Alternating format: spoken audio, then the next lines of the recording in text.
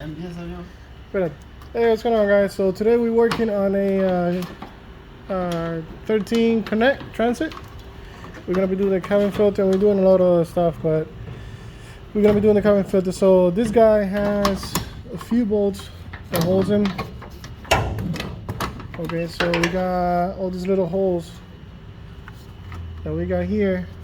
It's gonna be bolts that holds them together, and then you have this piece that goes here that has the Torx T30.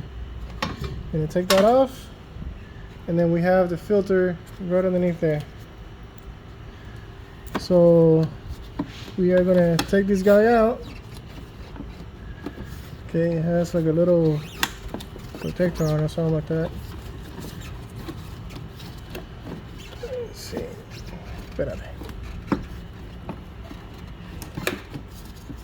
Okay, so this is how dirty this filter has been there for years, and it smells. We might have even rat poop. Yeah, we do. So it's been there for a few years, so we're gonna go ahead and clean the surroundings, and we got some debris down there that we're gonna be taking off.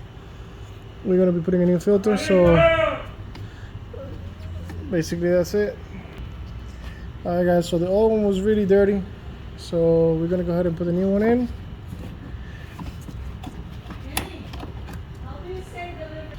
Alright guys, so put it in, and then you gotta open the little tabs on the corner so you can push it in. See, it has to sit. Okay, then you push it in, and then the tabs goes back on. Oh, wait, it has to seal. Hey, 1 second. Alright guys, so there it is. It has a little tab holding it. Everything is secure. So now we'll put this guy back on.